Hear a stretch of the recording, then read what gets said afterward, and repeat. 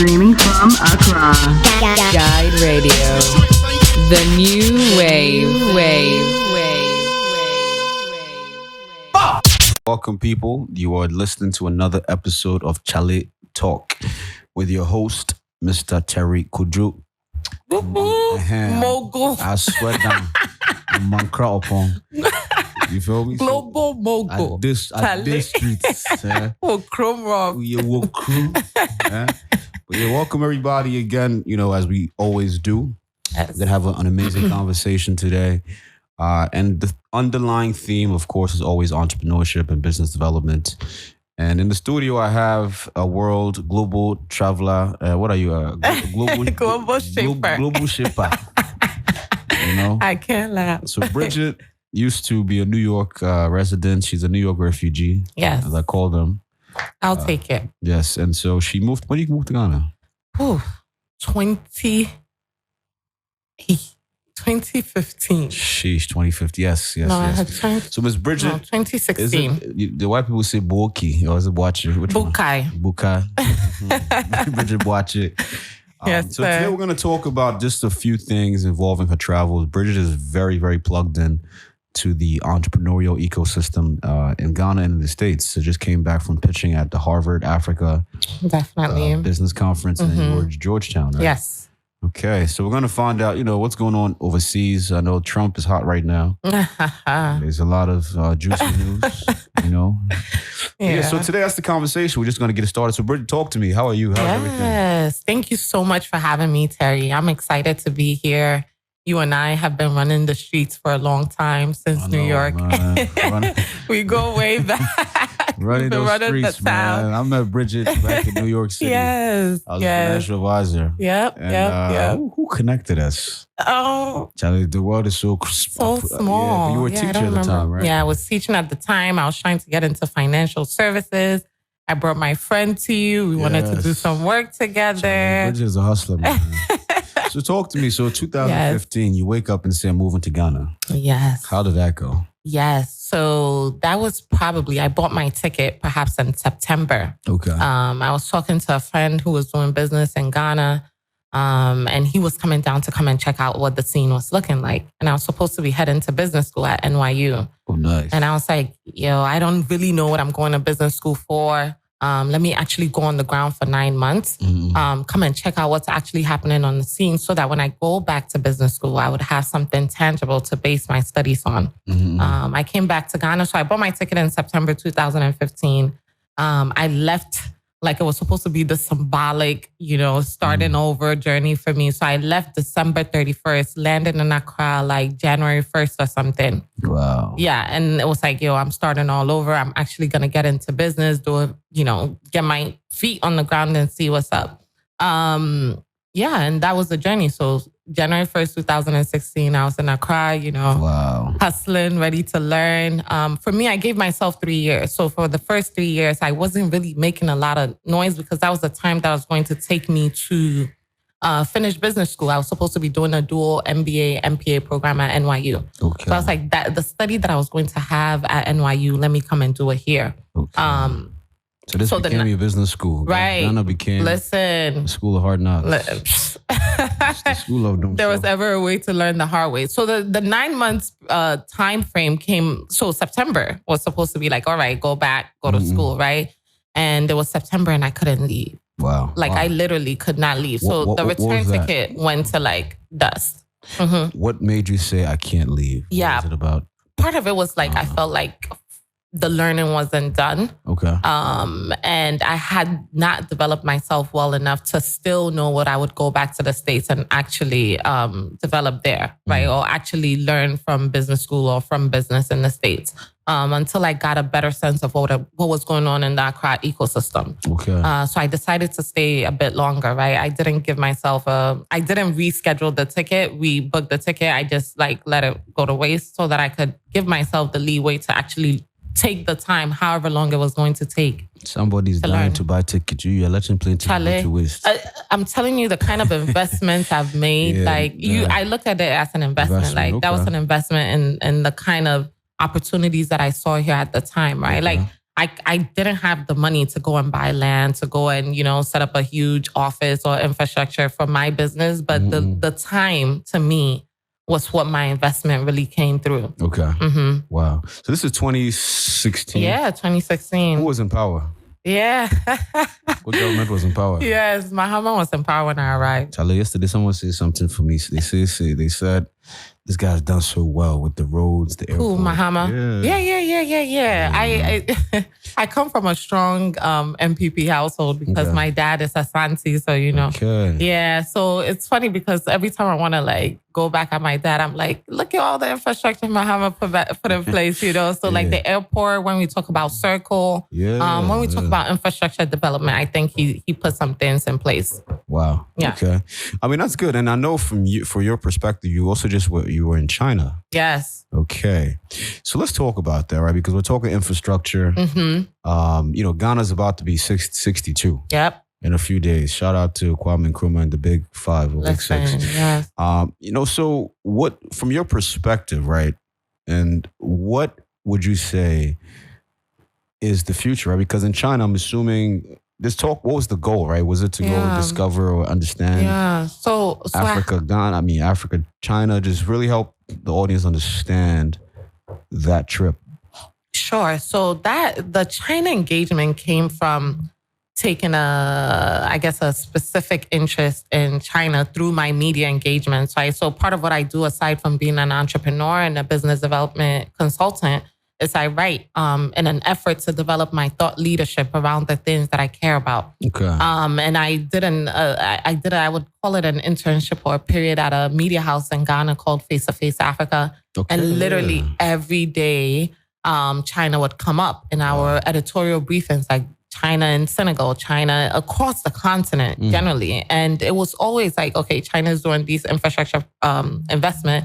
And the comments on our articles were always negative. Why are we allowing China to come and take over Africa? Why are we allowing China to come and take over Ghana? Those kinds of sentiments. And I felt very disillusioned by the prospect of just consistently talking about the issue and not being able to do anything about it. Got it. Okay. Yeah. So I did some, research around what's going on. And generally, throughout the world, there was, especially in America, because of America's foreign policy, there was a lot of articles about, China taking over Africa in that light or in that angle.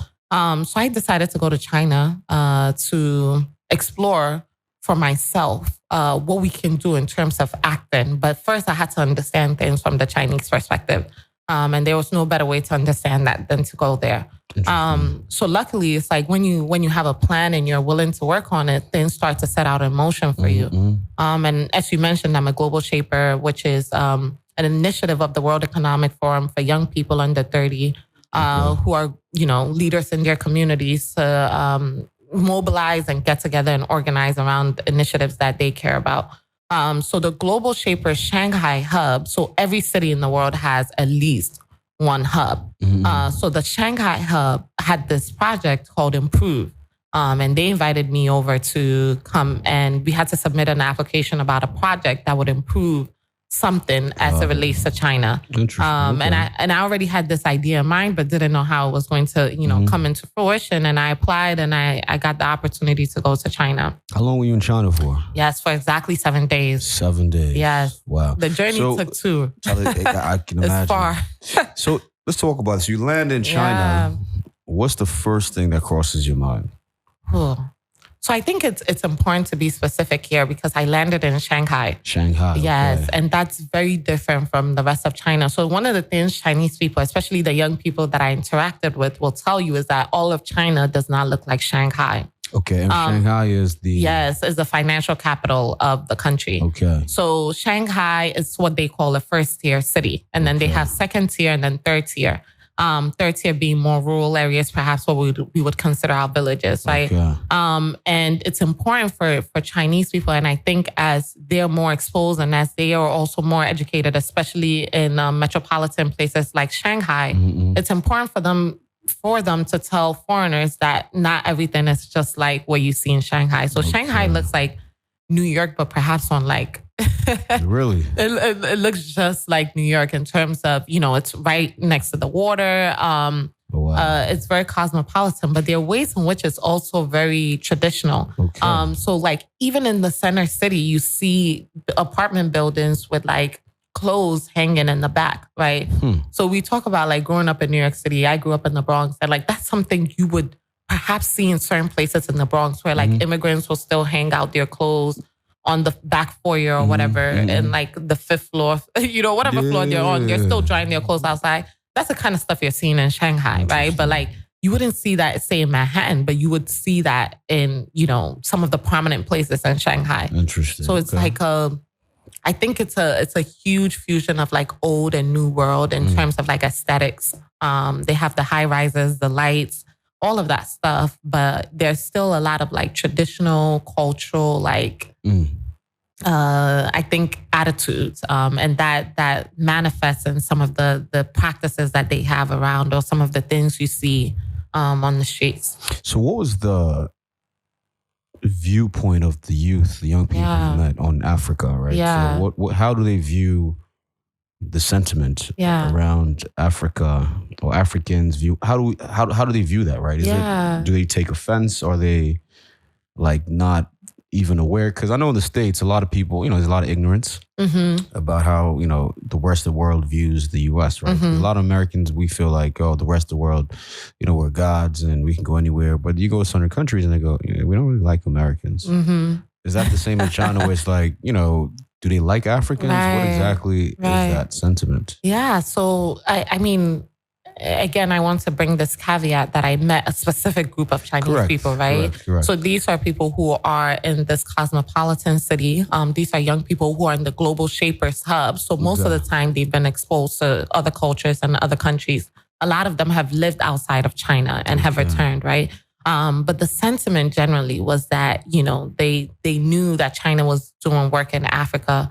But they did not know some of the concerns that young Africans have about China's presence on the continent. So it was actually, we had a final presentation at the end of the program where in front of about 30 young Chinese people, I got to speak about, some of the concerns that we have about what's going on in China. And for a lot of them, it was like, wow, this is mind blowing, right? We didn't know that this was going on. They don't know what their government is doing, right? Because we have to remember that we're talking about a historically communist state, right? Right. So the government is able to filter a lot of the information that they receive, right?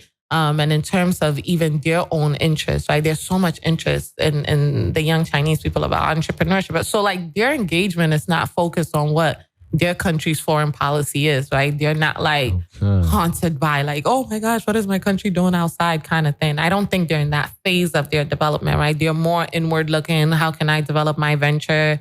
What am I doing in terms of education or global opportunities or things like that? So I think it was a good opportunity to expose them to some of our concerns. But when it came to like an interrelationship, on a personal level, they were very receptive. And it wasn't like in a, I don't know what to call it, like a fake. I think there's it was genuine. It was a real genuine interest in like my story, what I'm doing. And it was overall very positive. Like I left with some really good friends that, I think I've solidified for life. Wow. And to me, that's really important in terms of having a global reach. Well, that's good. That's good. Yeah. And I feel like that's also very key, to understand that, as you said very clearly, we have to understand that the government in China, it's not really, people don't really know everything that's going on. Right. So it's an interesting, just way of doing things, right? Especially from an entrepreneurship perspective, I can imagine that's their key focus. Right. It's mostly just growing local businesses. Local Chinese, WeChat, Alibaba. Yeah, exactly. Right. A lot of the young people are involved in that scene. I met a young lady who was like, it was really cool to, when we think about entrepreneurship, and I'm sure we'll get here when we talk about business development, but when you think about some of the things that you're doing on the entrepreneur end and some of the challenges we're trying to address here, they're completely different, right? So I met a young woman who was taking the traditional Chinese tea and making it into like a candy ball. So part of the issue, or part of the insight that she had gained or gleaned, was the fact that tea had been like traditionally very important to the Chinese people. Okay. But in terms of like its accessibility as they move up the socioeconomic ladder, right? They didn't have that time to like soak loose leaves and in the same kind of way that their forefathers did. So she was like reinventing the way that we look at tea. So basically it's like in this candy wrapper. And you basically like unwrap it and, it's loose leaf tea, but it's like a whole different experience, right?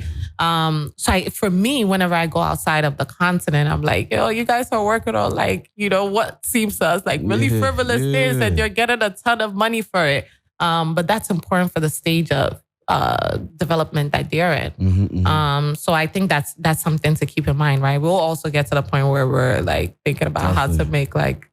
And you bring up an interesting point about where they're at, because I think what I keep hearing is, China is but you said it clearly in the beginning, Shanghai is not China, right? Nope. So one argument people make is that, China, despite that, is still a monolith. They're still all Chinese, right? In Africa,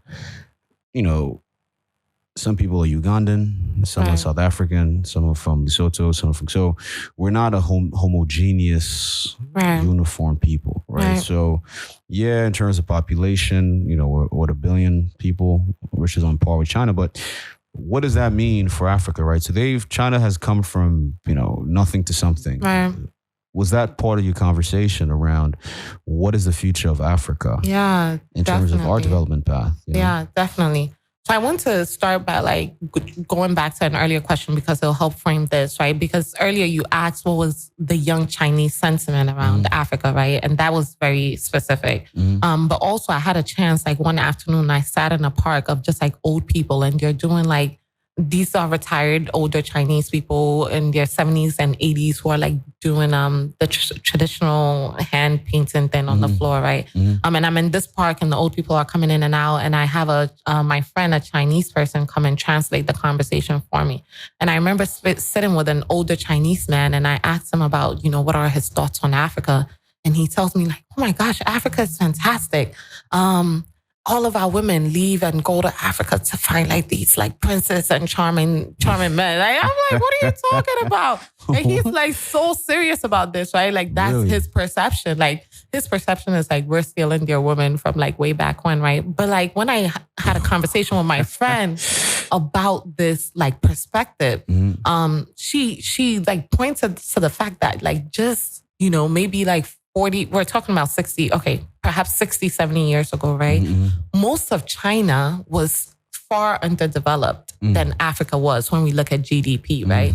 So there's a map going around that shows like China's GDP in like the 1960s and then the GDP for the various African countries, right? And you just see like Africa's so much ahead of China, right? So like for older Chinese people, when they think of Africa, for them, they're coming from a perspective of, oh, that was the place where like people left to go and like marry rich, handsome princes and, kings and royalty, right? So they have a different sentiment of like what that experience between China and Africa was, right? Yeah. And when you think about like even in Nkrumah's story, right? When he was deposed, he was actually on his way to China. Yeah, he was going to Hanoi. Exactly. Right? To basically broker relationships between the two, right? So this is nothing new for them, but the perception has been like deeply altered within like the last 60 years. That's very true. Because even National Theater was a gift from the Chinese. Yeah, exactly. Right? Jubilee House, same thing, right? Exactly. So it's interesting you bring that up because it's really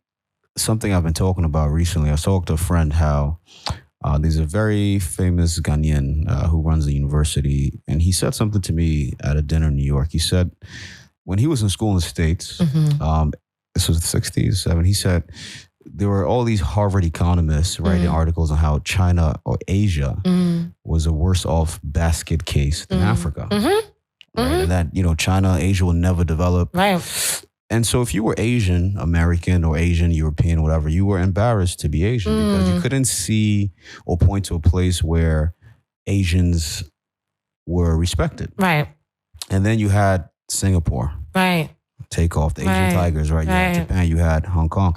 And so now, 2019, there's a statement that was made during the height of the Black Lives Matter movement, how, Asians are white people to white people. Yeah. In the U.S., where from a GDP perspective, you've had a whole race of people who were seen as backwards now have surpassed, our Caucasian partners, in terms of education, wealth, And so this gentleman said to me, Terry, until Black people globally can point to a Black nation and say, we are able to do this, we will never get that same level of respect. 100%. What do you think about that? 100%. I'm glad that it's a thesis that's going around, because that's been my most most pivotal, I guess, thought around our development, right?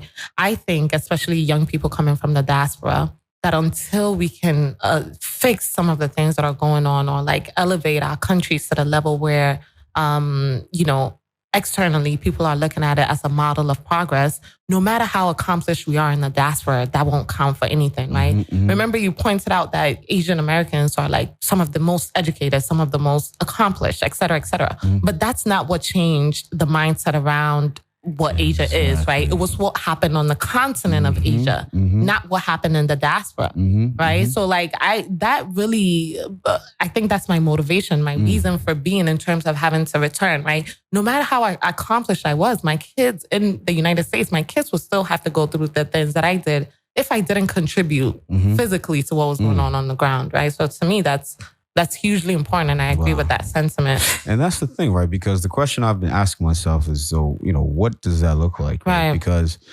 the only nation that is doing that, unfortunately, Rwanda. Exactly, right? So I also wrestle with the way the West portrays, countries or people that care more for their people than for Western policy, right? So I get it. I don't live in Rwanda, but I do understand that there is, a level of tyranny on freedom of speech. Then I also say to myself, just 20 years ago, Rwanda was what? Listen. Right? So the fact that you have a country where you can start a business in 6 hours, you have the cleanest capital in Africa. Right? So my ex-roommate, he went to Rwanda with his dad for his 70th birthday. This guy, he's Albanian. Shout out to Serena Williams' husband. Albanian men love Black women.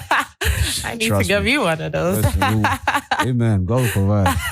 You're so silly. And, he said, bro, I want to invest in Africa. I said, dude, why? He said, I just came from Rwanda.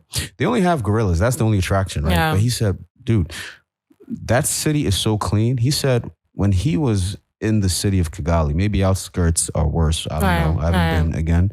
He said the kids came up to him asking him for plastic bottles. Okay? They don't come asking for money or food because they understand if they get the plastic bottles, they can recycle them for money. Right? So that to me is an example of a Black nation that is on track to be a Singapore, right? What do you think about that, especially from being in China? You just in the States at Harvard. We'll talk about that in a few minutes. What does that mean, right? Because this guy is doing something for his people. He's elevating his people. But then the Western world is saying he's a dictator. The same thing they did to Nkrumah. Right? What are your thoughts on that? Yeah. So I think Rwanda is a very interesting topic for us as Africanists and Afro-optimists to think about at this time, right? When you talked about, the Singaporean story, the Asian tigers, it's important to understand that at a point, right, people made it seem like their fate was fatalistic. This is it, right? They're never going to develop, they're backwards, et cetera, right? And look at what they've done, right? So to me, that's a model of forward thinking, being optimistic about what our future can hold, right? So in terms of Rwanda, I mean, I think for all of us, it's a basket case. It's more nuanced than perhaps we all know, because we're not Rwandans. And there's a series, Netflix series that just came out, Black Nation Rising. I don't know Really? it's huge in the diaspora right now. So it basically follows a Rwandanese girl who ends up moving to the UK after the genocide. And she's wrestling with her identity. She thought she was Tutsi. She ends up being Hutu. And it just unfolds like a whole lot of personal trauma with her and her mother, who's a lawyer for the International Criminal Court, like a whole bunch of stuff, right? And part of the conversation that people have been having around that is, is the development that we see in Rwanda, has it really contested with some of the painful parts of its past, right? And what will happen after Kagame, right? Is he building a legacy for a successor? Or is he building a pipeline for a successor that can follow through with his work? Because we know he can't be there forever. We don't want another Mugabe case, right? Exactly. So, I think to sum up my sentiments, I guess I'm like kind of going all over the place because there's so many thoughts on this. But my general sentiment is, yes, I'm excited. I think Western bias is Western bias. They're going to look at Rwanda however it fits the narrative that they want to tell themselves about Africa, right? And Africa's development. But generally, I'm like, to me, I can't wait to visit. I can't wait to have like more understanding about what's going on there. But my concerns would perhaps be around like, wrestling with the past, how the diaspora also, Rwandese diaspora also views some of the developments that are going on in the country, because I think most of the people who left would probably have a very different sentiment than those who stayed. And how do they wrestle and reconcile with that? And then the third piece for me would obviously be secession, in terms of, this is a great model for all of us, but how can we like help empower in our own little ways or in our own small capacity, someone who would be able to like carry on this legacy of good work. That's powerful. So let's talk about that. So you were just, when you talk about Western bias, you were just in the States. Yeah. How was that experience? Yeah. So this is something that I'm going to be talking a lot about, like as I think about my return to the States in terms of some of the work I want to do there. But like going back to the States has been a completely different experience than when I left. So growing up in the South Bronx, like I was predominantly around Black and Hispanic people, and I realized that going to a predominantly white school, I developed a certain inferiority around my abilities that I just couldn't get a hold of until I came to Ghana. And now, having been in Ghana for like the last going on 4 years, I can step into any room globally in the United States. It doesn't matter if it's like predominantly white or not, and feel absolutely confident in my abilities and what I have to contribute to the state, to the space, right?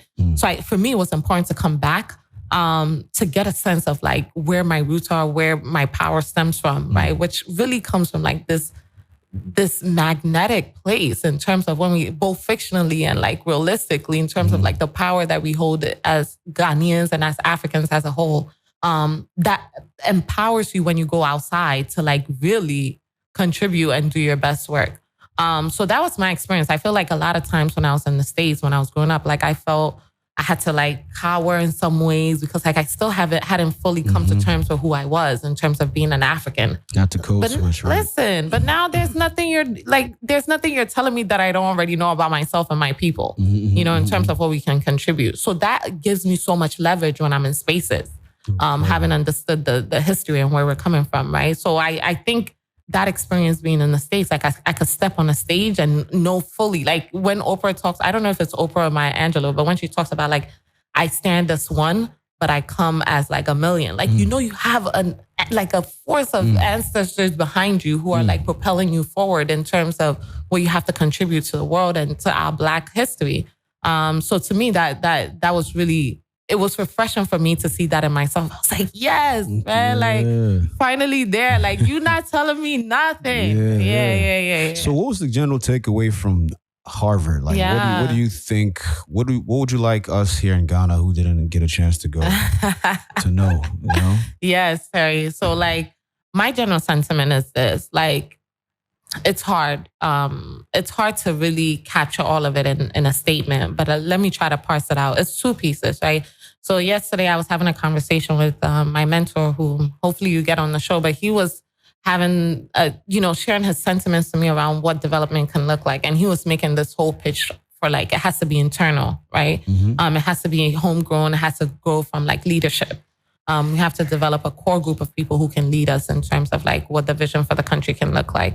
And while I agree with his sentiment, I think, and that goes back to what I learned or gleaned from Harvard, is I think we need a lot of external financing, especially as like small scale like entrepreneurs, right?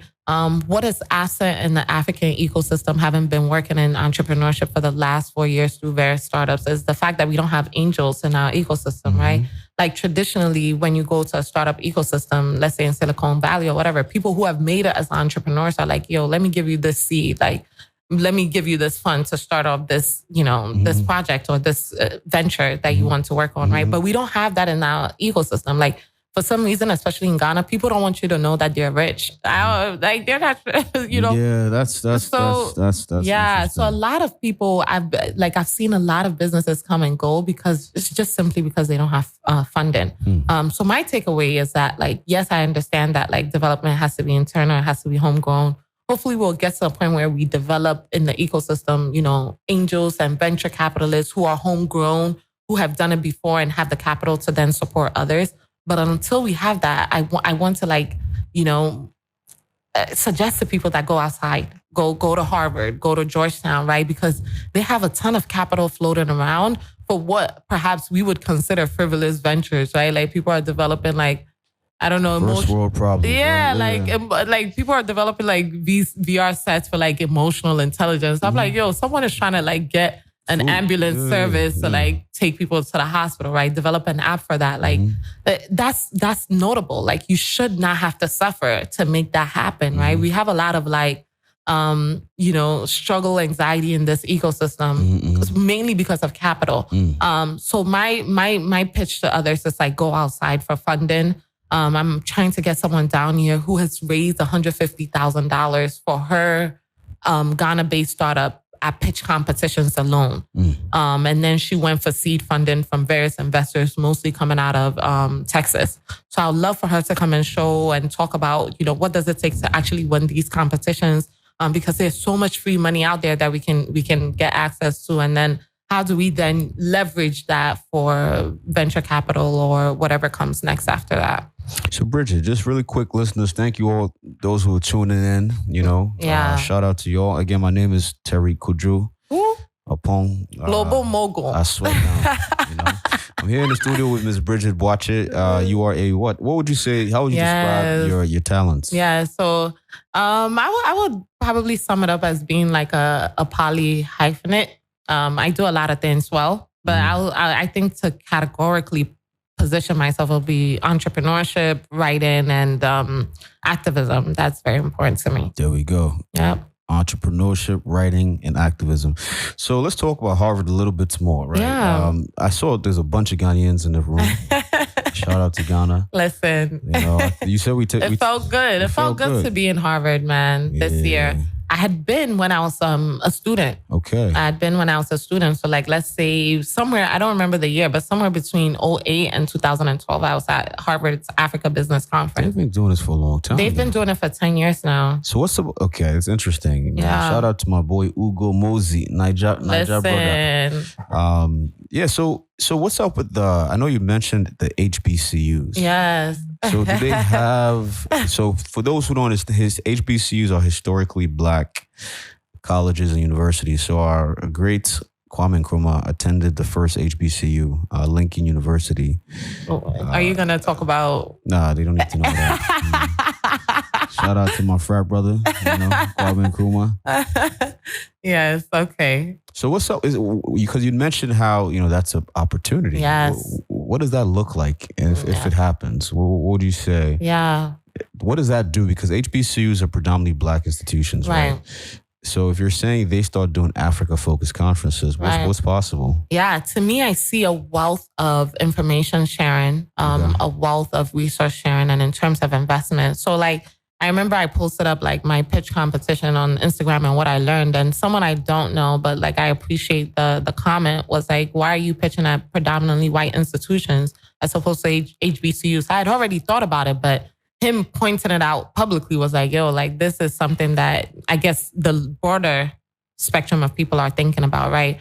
So I talked to someone at Howard and before I actually left Georgetown and I was like, there's a huge opportunity for you guys to be like some of the foremost thinkers and investors in African businesses that you're missing out on. on the continent. And, when we mentioned the Chinese part, when we mentioned American venture, when we mentioned Harvard, a lot of it is coming from like white ventures and white angels or whatever it may be, right? Why can't they come from established Black entrepreneurs in the diaspora?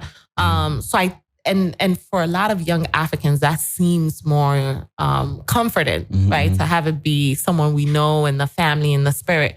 So I think that's a huge opportunity that we need to have them leverage. So I literally he connected me with one of their heads in that space.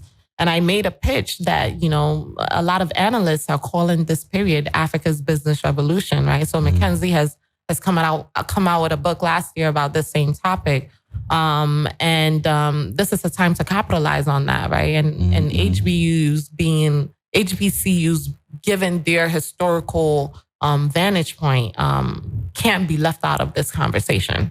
That's very true. I mean, you look at a lot of the inventors of our time, and even back in the day, they went to HBCUs, and even just from a partnerships perspective, what I envision is they partner with local universities here. And you have pitch contests and hackathons. So much we can do in this space. I think it's HBCU VC. There's a woman I'd met, I forget her name, but she's I think they're starting to do that because there's so much potential in that space. Yeah, and it's funny enough, like part of what so Harvard sponsored one of the prizes at not Harvard, Shea Moisture sponsored one of the prizes at Harvard. They awarded a female entrepreneur with $5,000. This was the New Voices Fund, right? Yes, exactly, right? So what's happening is my pitch to the guy that I spoke to at Howard is, our entrepreneurs they're looking for platforms to do this work, right? And you have the perfect position to get them on board. So I don't think getting capital into that kind of, that ecosystem would be difficult in terms of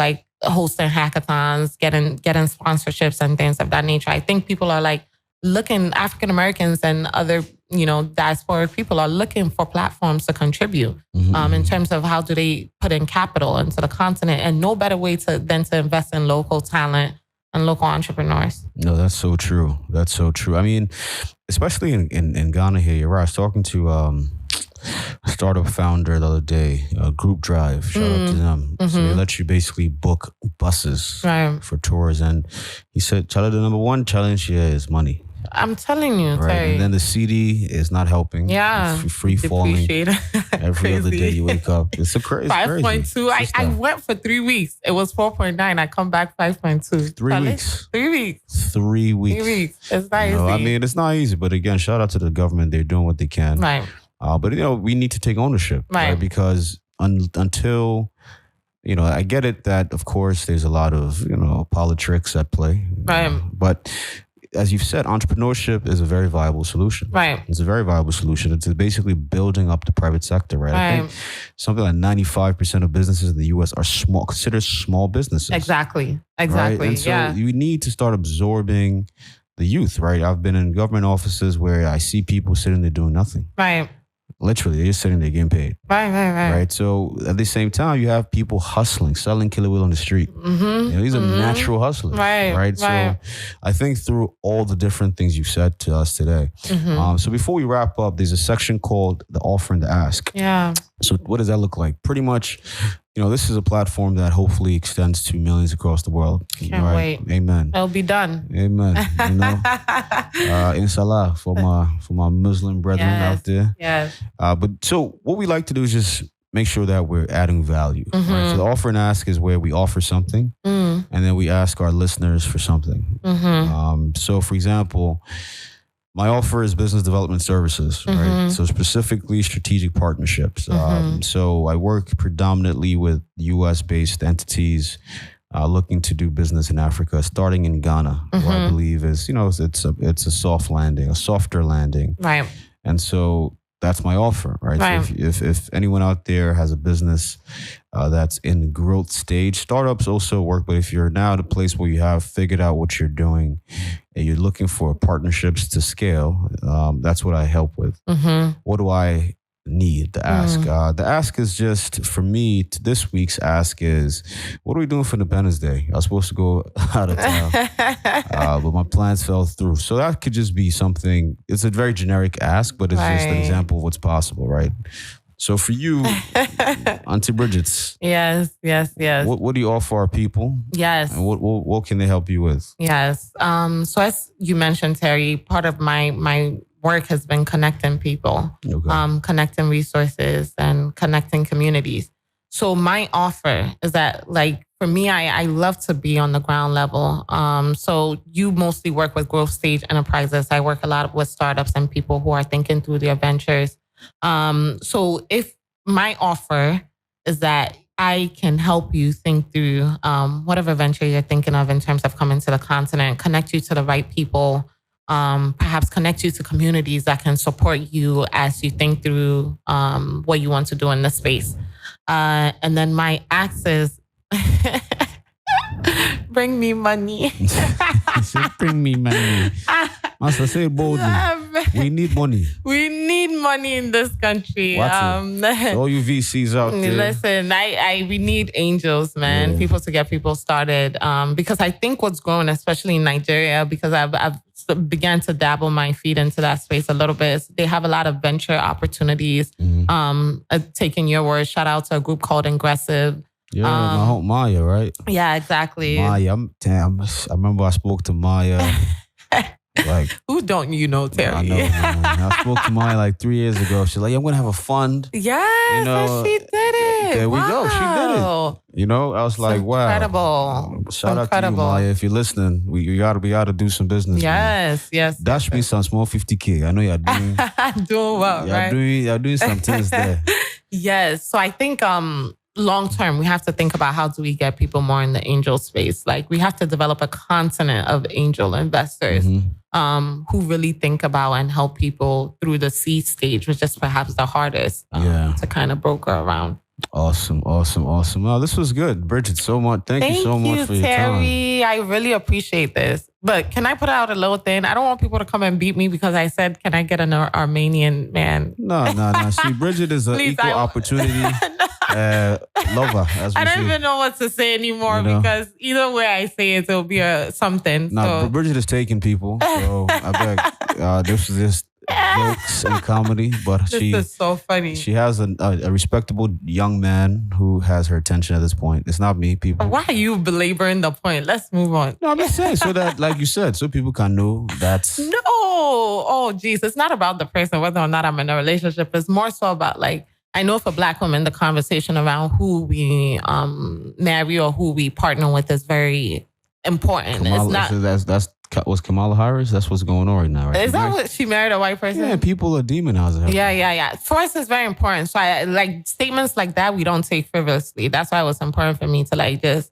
all right, guys, just put out the disclaimer that like that was just being fun and frivolous, right? Because for us, I think perhaps maybe for Black men as well, but who we marry is very political. So, or who we partner with is very political. So that's always at the forefront of our engagements. Hey, Auntie Bridget, thank you for the preaching topic today. I'm definitely looking forward to I can't stand you. Looking forward to having you back again. Thank you, people, Terry. Thank you so much for your time. As always, this has been CHALE Talks. Before we wrap up, Bridget, on the social medias, where can people contact you? Yes, so I'm on Twitter and on Instagram as Boakye, so BOAKYEB. On Facebook under Bridget Boakye as well. I have a website that I update quite frequently as well called boakyeb.com. So those are perfect places for engagement in terms of social media. Awesome. And as always, we are CHALE Let's Talk, CHALE LETSTALK on Instagram. Listeners, people, it's Friday. Have a beautiful weekend. We'll catch you next week. Yes, we'll let you know how independence celebrations went. We will do small things. Have a good day, people. Cheers. Talk soon. Streaming from Accra. Guide Radio. The new wave.